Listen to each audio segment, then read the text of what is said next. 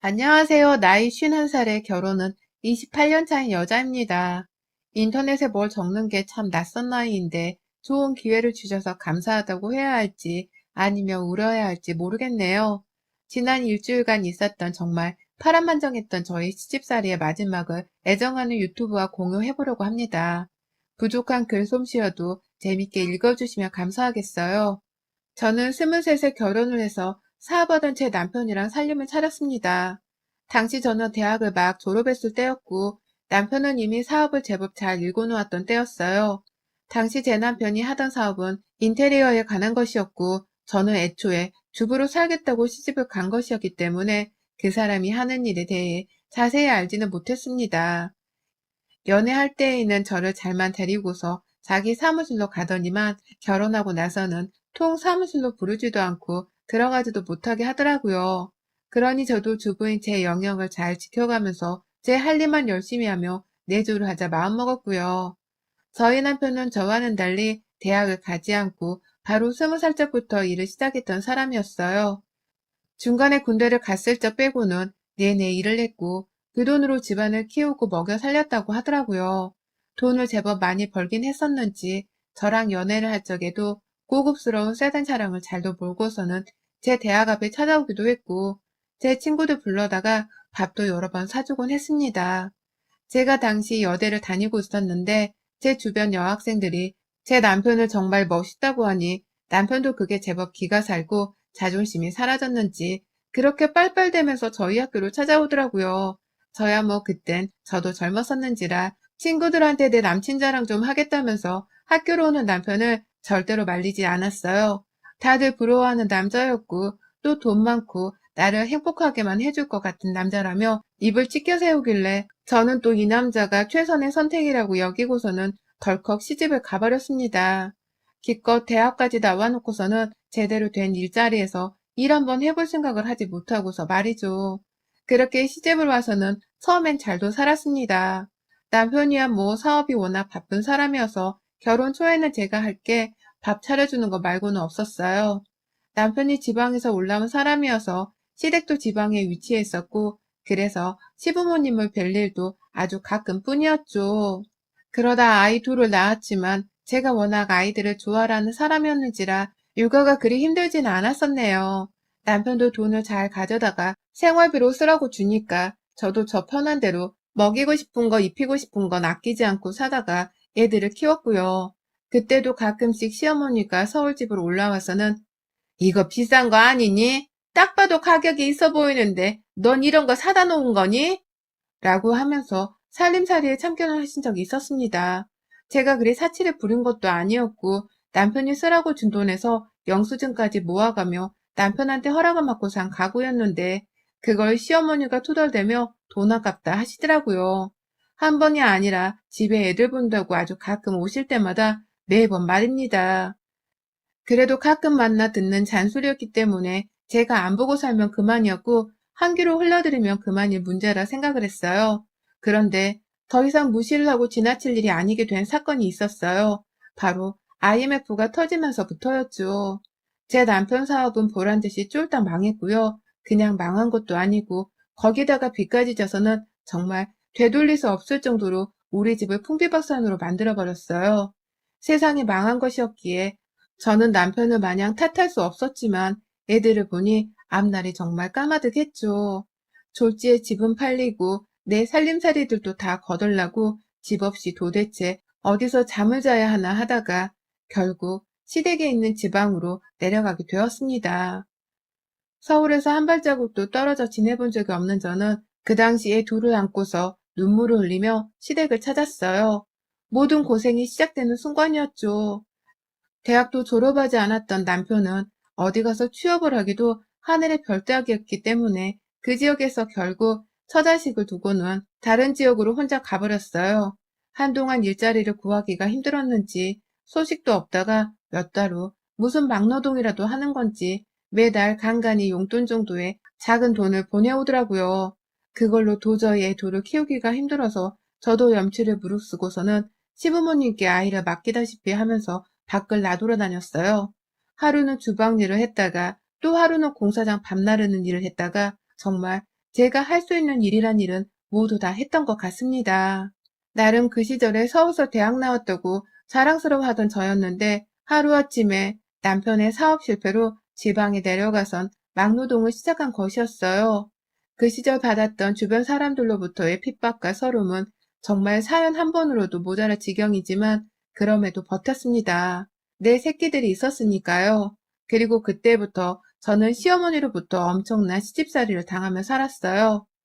너 내가 두고두고 같이 살 생각을 하긴 했었는데 차라리 잘 됐다. 이렇게 합가를 한 김에 어디 똑바로 살림을 하는지 좀 보자. 라고 하면서 제가 설거지는 어떻게 하는지 또 빨래는 어떻게 하는지 그렇게 참견을 하셨어요. 물을 많이 쓴다고 하면서 말입니다.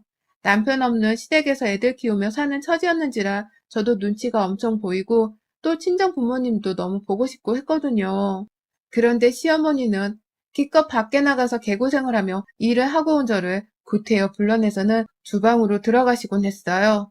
내가 아까 네 새끼들 보느라 설거지를 할 시간이 없었으니 네가 좀 하고 자라. 라고 하면서 그 밤이나 새벽에도 일을 시키시더라고요. 내 새끼들을 나 대신 돌봐줬으니 살림 할당량이라도 하라고 말이죠. 그래서 저 어머님 말씀에 토 한 번 달지를 않은 채 저 대신 애들을 봐주셔서 감사합니다. 라고 하면서 시키는 살림을 다 했습니다. 내가 일하는 동안 어머님이 아이들 때문에 더 고생을 하지 않으셨을까 싶은 마음에 죄송한 마음도 들어서 쥐뿔 만한 월급을 받으며 시어머니께 꼭 일부 챙겨드리면서 살았어요. 제가 알기로는 그 당시 남편도 타지에서 힘들게 버는 돈으로 저뿐만 아니라 시어머니께도 용돈을 조금씩 드리고 있었거든요. 시어머니는 며느리랑 아들 둘 다한테서 용돈을 받으면서 누구보다 그 시절 지갑이 가장 여유 있는 채로 사셨는데도 저한테는 참 인색하셨어요. 저뿐만 아니라 저희 애들도 침짝들, 저거 침짝들, 니들 때문에 내가 이 나이에 자식을 다시 키우는 심정이다. 라는 말을 거의 매일 듣다시피 하며 살았으니까요. 어린 제 아이들은 그 말에 상처도 많이 받았을 거고 그런 아이들을 보는 제 마음도 늘 괴로웠습니다.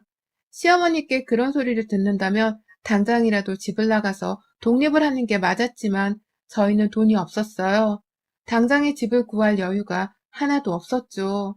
그러니 무조건 어머님 말씀에 토 한 번 달지를 않은 채 아랫사람 도리를 다하며 살았습니다. 우리 애들을 같이 지내게 해주신 것만으로도 내가 무조건 감사해야 할 일이라며 저는 단 한 번도 시어머니 말씀을 거역하지 않으며 살았어요. 새벽에 집에 들어오는 날도 부지기수였고 어쩔 땐 일하는 식당에서 숙식을 하며 하루 걸러 시댁을 찾고는 했는데 그때마다 밀린 일을 시키듯이 오만 집안 살림을 시켜가며 잠도 못 들게 하던 시어머니의 못된 심보를 다 알면서도 모른 척했어요. 그렇게 보내는 사이 제 아이들이 쑥쑥 컸고 남편이 지방에 작은 집 하나를 마련해서 겨우 독립을 하게 되었어요. 그게 겨우 5년 전입니다. 독립을 하고 나서도 저는 계속해서 일하는 식당에서 근무를 했고 남편도 하던 막노동을 하다가 공장 어디에 취직을 해서는 돈을 벌더라고요.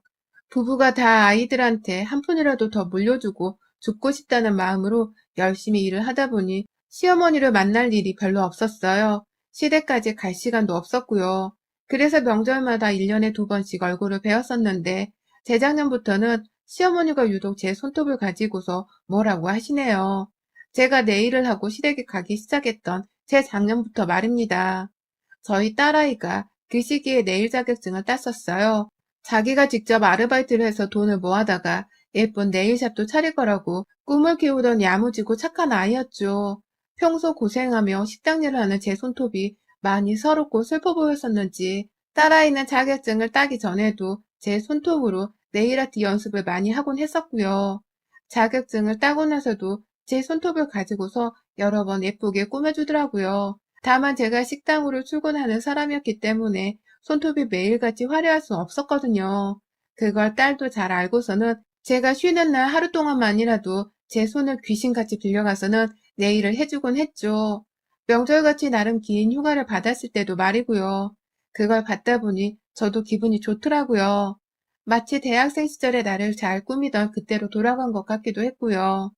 나름대로 기분 전환이 잘 되었고 또 네일을 볼 때마다 예쁜 것이 괜히 신이 나기도 했었습니다. 딸내미도 엄마를 예쁘게 해주겠다며 늘 부풀어 있었고 그런 딸내미랑 시간을 보내면서 네일을 받는 날은 저에게도 늘상 행복이었죠. 그러니 시간이 될 때마다 딸내미랑 머리 맞대고서 네일을 받으며 수다를 떨려 하기도 했고요. 그런데 이게 시어머니께는 굉장히 밉상으로 보였더라고요. 제가 처음으로 네일을 하고서는 명절에 시댁을 방문했던 날 저희 시어머니가 어떤 반응을 보인 줄 아세요? 제 손톱에 보이는 색깔이 뭔가 싶으셨는지 제 손톱만 빤히 쳐다보면서 인사도 제대로 안 봐주시더니 제가 손톱에 칠을 했다는 것을 안 그 순간에 당시 드시고 있던 옥수수가 든 철바구니를 저한테 망설임도 없이 확 던져버리셨어요. 그리고는 제게 달려와선 제 손을 와락 잡아당기면서 이게 뭔 알록달록 지랄이야! 라고 말씀하시는데 그 순간 저도 너무 속상했고 제 딸아이는 저보다 더 속상해했어요. 그냥 좀 잠깐 딸내미랑 시간을 내보내며 예쁘게 칠을 해놓은 것뿐인데 무슨 지랄을 하는 거냐면서 제 손톱을 막 자기 손톱으로 긁어대려고 하시기까지 하셨어요. 그러니 옆에 있던 딸이랑 제 아들이 할머니한테 하지 말라고 시댁에 가자마자 소리를 지르고 남편은 남편대로 왜 이러냐면서 시어머니를 뜯어말리고 정말 별일이 다 있었습니다. 그날은 내내 시댁에 있는 동안 제 손톱을 째려보는 시어머니의 눈초리를 받으면서 지냈고 다음 명절부터는 절대로 내일을 해가지 않겠다고 다짐을 했었죠. 그런데 저희 딸이 워낙 강경했어요. 할머니한테서 욕먹고 눈치 보는 행동 좀 그만하라며 엄마 때문에 자기가 시집에 가기가 싫어 죽겠다면서 속상하다고 울기까지 하는데 그 꼴을 보니 엄마인 저도 화가 나더라고요. 내가 얼마나 시어머니께 무시를 받으며 살았길래 내 딸이 성인이 되어 이리 펑펑 우나 싶어서 말이죠. 딸아이 말에 용기를 가지고서는 그 후 명절에도 계속해서 네일을 받아서 갔어요.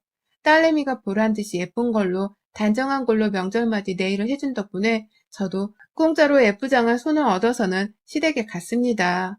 처음 두 명절엔 시어머니가 또 달려들면서 당장 지우라고 해코지를 하셨지만 그때도 저희 애들과 남편이 나서서 주제넘는 잔소리 좀 그만하라 확 소리를 질러줬고요. 예상치 못하는 저는 네일 하나 덕분에 시댁에서 조금씩 어깨를 더 펴보기 시작했네요. 저를 감싸주는 제 아이들과 남편 덕분에 제가 모처럼 시댁에서 시어머니 눈치를 보지 않고도 자리에 앉아볼 수 있게 된 것이었습니다. 그러니 제 속은 활짝 피었는데 그러는 사이 시어머니 속은 새까맣게 타들어가고 있었나 봐요. 평생을 하인부리도 부려먹고 살던 며느리가 다 큰 자식들 손에 감싸지고 또 내일까지 예쁘게 받은 모습이 엄청난 질투의 시선까지 불러낸 것입니다. 이번 추석 당연히 시댁에 가기 싫었지만 시어머니도 백신을 맞으셨고 저희 부부도 백신을 다 맞았는지라 시댁을 찾았어요. 이번에도 딸내미는 엄마 예쁘게 해준다면서 명절 시작 전부터 저를 데려다 앉혀놓고는 손을 예쁘게 꾸며주더라고요. 모처럼 송편 기분을 내주겠다면서 제가 모르는 반짝이를 얹어서는 제가 봐도 참 곱게 만들어줬죠. 그걸 보며 좋아라고서는 딸내미랑 주말을 집에서 쉬며 보내다가 월요일 아침 일찍 시댁을 찾았습니다. 남편이랑 아들까지 다 같이 모여서요. 그리고 저는 인생에서 단 한 번도 경험해보지 못했던 가장 수치스럽고도 억울한 상황을 마주하고야 말았습니다. 시댁 안에 발을 디딘 그 순간에 말입니다. 할머니한테 제대로 된 사랑보다는 늘 골칫거리라는 욕을 얻어먹고 자란 저희 아이들이 그럼에도 할머니라는 이유로 방긋 웃으면서 시댁 문을 열고 들어갔는데 시어머니의 대답 소리가 안 들리더라고요. 분명 그 뒤에 있던 제 시선에 시어머니는 애들 앞에 계셨는데도 말입니다. 그래서 남편도 그렇고 저도 그렇고 누가 먼저 할 것 없이 제짜 시어머니께 저희 왔습니다. 라고 하면서 인사를 드렸어요. 그런데 그 순간 제 딸아이가 할머니! 라고 앙칼지게 소리를 치더니만 그 순간 시어머니가 신발을 막 벗고 현관에 들어가려는 제 코앞에 와 계셨어요. 얘들 앞에서 인사도 씹은 채 저를 보기만 기다리고 서 있다가 제가 신발 벗고 들어오는 그 순간 제 앞까지 달려오신 겁니다. 한편의 공포물을 보는 듯 저는 간이 떨어질 뻔한 공포를 느끼곤 아이고야! 라면서 비명을 질렀고 옆에서 애들도 놀라 자빠지면서 왜 이러시냐며 어머님을 붙잡았죠. 그런데 그때 시어머니가 제 아이들 팔을 뿌리치고는 당장에 제 손목을 끌어잡아 당기는 게 아니겠어요. 그러더니만 제 딸이 해준 알록달록한 네일을 보시고는 야 이년아 너 내 말을 귓등으로도 안 듣냐? 내가 내 집에 올 때 손톱 그거 칠하고 오지 말라고 했지? 라고 하시더니만 갑자기 부엌으로 들어가서는 큼직한 부엌 가위를 가지고 나오시는 게 아니겠어요? 너 내가 그거 오늘 가위로 절단을 내버리고 말 거야. 아니야. 차라리 네 손톱을 잘라버리고 말아야지. 하지 말라는 거 자꾸 말 안 듣고 해오는 이유가 뭐야? 너 같은 년이 나도 안 해본 걸 해가지고 와서 내 집안에서 그 손톱으로 뭘 하겠다는 거야? 어디서 내 아들 돈은 그런 걸 하는데 허투루 쓰고 난리야. 너 돈 아낄 생각 안 하고 감히 내 아들 돈으로 네 몸뚱이나 꾸며대는 짓을 하고 다니는 거야? 이런 죽일 년 같으니 너가 시집와서 재수가 없으니 우리 아들 사업이 망하고 내 팔자가 이렇게 된 건데 너는 감히 내 일을 할 생각을 해? 라고 하면서 말입니다. 그 순간 가장 기겁을 한 건 제 남편이었어요. 이러다 지 마누라 손가락이 절단되겠다면서 시어머니한테는 가위를 당장 내려놓으라고 아주 아우성을 쳐댔고요. 제 딸은 도대체 할머니는 우리 엄마한테 왜 이래요? 우리 엄마가 뭘 그렇게 잘못했다고 손톱에 1년에 몇 번 네일 한 번을 못하냐고요. 이렇게 네일하고 와서도 명절 음식은 우리 엄마 혼자서 다 만드는데 할머니가 왜 하지 말라고 난리냐고요. 그만 좀 해요. 라면서 저를 보호하겠다고 제 앞에 서서는 엄청나게 분노를 했어요. 그간 지 할머니한테서 받은 서름까지 다 털어내겠다는 듯이 말입니다. 그 와중에 제 아들은 혼자 가만히 가족들 싸우는 걸 지켜보고 있고 저는 저대로 속이 터져서는 나 진짜 더는 못 오겠다 여기. 사람 대접 받는 건 죽어서까지 기대하면 안 될 것 같아. 나 진짜 더는 여기서 이러고 못 있겠다. 라며 뒤돌아 혼자 집으로 가겠다며 나가려는 그때 시어머니가 충동적으로 가위를 든 채 저한테로 달려오셨고 딸내미랑 남편이 다 소리를 치는 그 와중에 저는 딱 그 생각이 들더라고요. 내가 이러다 죽겠구나 하는 생각 말입니다. 저도 모르게 놀라 눈을 감는데 갑자기 뭐가 퍽 하는 소리가 들렸어요. 그러더니만 딸내미는 엉엉 울면서 잘했다고 일어서고 남편부터 아들까지 다들 막 횡성수설을 하더라고요. 그제서야 저도 눈을 떠봤더니 아유 세상에 계속 침묵을 지키고 있던 저희 아들이 저한테로 달려오던 시어머니한테 바로 발을 걸어 넘어뜨려서는 그 자리에서 방바닥에 고꾸라뜨렸더라고요. 그러니 딸아이도 잘했다고 달려들어선 시어머니를 바닥에 고정시켰고 남편도 힘을 보태겠다고 달려들고 그리고 전 절대로 이대로 시어머니를 가만 놔두기엔 속 터진다면서 바로 경찰에 신고를 했습니다. 그냥 넘기고 싶지가 않았고 어디 정신병원이라도 쳐넣어야 하나 싶더라고요. 정신이 아파서 그러신 게 아니라 나를 싫어한다는 이유만으로 저한테 가위를 들고 달려온 것을 저는 너무나 잘 알고 있었거든요. 그러니 저도 그냥 모른 척 넘어갈 수가 없었습니다. 이건 제 아이들뿐만 아니라 남편도 같은 생각이었고요. 결국 경찰에 신고를 했고 상황을 전달하니 경찰분들이 오셨다가 요양원의 정신병원 연락처를 알려주시더라고요. 보호자가 선택해야 하는 거라면서 말입니다. 다친 사람은 없으니 상해죄로 잡아가기도 힘들고 그렇다고 합의를 한다면 신고를 한 이유가 없을 테니 만약 아프신 거라면 치료라도 받아보라면서 먼저 저희한테 병원들 번호 목록을 막 보여주는데 옳다구나 싶더라고요. 정말 남편한테 상의 한번 하질 않은 채 바로 전화를 걸었어요. 시댁에서 가장 가까이 있다는 요양원으로 말입니다. 요즘 코로나로 요양원에 입소하면 가족들이 서로 잘 보지도 못하고 더 위험하다고 생각을 하는 건지 지금 당장 입소시켜도 되냐고 하는데 병원에서 당장 다음날 집으로 찾아오겠단 말을 하더라고요. 그렇게 저희는 얼떨결에 시어머니를 요양원에 보내버리게 되었습니다. 실제로 제 기준에서는 정신이 많이 아픈 분 같기도 해서 확 정신병원에 쳐넣어 드릴까 싶은 충동도 있었는데요. 그럼에도 그 어렵던 지난 시절 우리 가족들이 옆에서 같이 살게 해주신 것만으로도 어딘가 싶어서 그 은혜는 갚기로 했어요. 그게 바로 정신병원이 아닌 요양원에 집어넣어 드리는 것이었습니다. 요양병원이 아니어서 요양원은 입소 절차가 비교적 간단했고요. 입소시키는 그 과정에서 저보다 제 남편이 더 열을 올리면서 입소 수속을 밟았네요. 시어머니는 뒤늦게야 자기 들어가는 곳이 요양원이라면서 안 가겠다고 아주 발악을 하셨고 저희 부부는 마지막 들어가는 어머님의 뒤를 다 보지도 않고서는 보란듯이 그 자리에서 요양원에 빠져나왔습니다. 나서는 길에 저는 그만 울었어요. 시어머니께 죄송해서가 아니라 그간 당하고 억압했던 그 서름이 한꺼번에 밀려와서 말입니다. 내 젊은 시절 다 바쳐가며 시어머니 옆에서 사람 대접도 못 받은 채로 돈 벌고 고생하며 살았다는 생각을 하니까 헛구역질이 나올 정도로 통곡을 하고야 말았어요. 그러니 남편도 이게 다 자신의 사업이 잘못된 탓에 제가 이 수모를 당하게 된 것 같다면서 미안하다고 저를 따라 통곡을 했죠. 결국 돈이 없어서 우리가 참 고생을 오래도록 하고 살았다는 얘기를 나누면서까지 그 자리에서 저희 부부는 한참을 목 놓아 울었습니다. 누가 보면 요양원에 있던 부모라도 잃은 자식들 마냥 말입니다. 집으로 돌아오니 딸내미는 너무너무 수고했다면서 제 손에 네일을 해주네요. 시어머니 생각이 나지 않도록 새로운 디자인으로 더 예쁘게 손톱을 만들어주겠다면서 말입니다. 그러면서 자기가 돈 더 많이 벌어다가 엄마한테 줄 테니 하루빨리 식당도 그만두고 편하게 좀 살아보려고 하는데 얼마나 자식 덕분에 마음이 든든하고 행복한지요. 우리 부부는 그렇게 요양원 앞에서 통곡을 하다 왔는데 집안에서 자식들한테 위로를 받으니 그 억하 심정이 싹 다 가신 기분이었어요.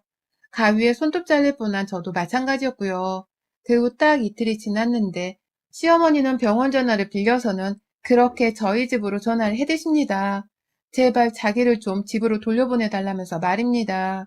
간식거리도 저희 부부가 한 번은 사다 드린 적이 없었고 입원비가 나가는 게 부담스러워서 따로 용돈을 보내드린 적이 없었는데요. 어머님은 그 안에서 먹고 싶은 과자도 못 먹고 있다면서 힘들어 죽겠다고 눈물까지 보이시더라고요. 그러니 저는 그러게 진작에 며느리한테 좀 사람 대접하듯 잘해주지 그러셨어요. 라고 하고선 기분 좋게 전화를 끊었네요. 이대로 전 딸내미 말처럼 더 이상 시모 눈치를 보지 않고서 내일도 잘 받아가며 내 손톱을 기분 내킬 때마다 더 예쁘게 꾸며내고 살려 합니다. 이제라도 그렇게 나를 위해 사는 모습을 보이며 딸에게도 좋은 모습을 보여주고 싶단 책임감이 드네요. 너무 늦지 않았길 바라는 마음으로 말입니다. 여러분의 생각은 댓글로 남겨주세요. 오늘도 시청해주셔서 정말 감사합니다.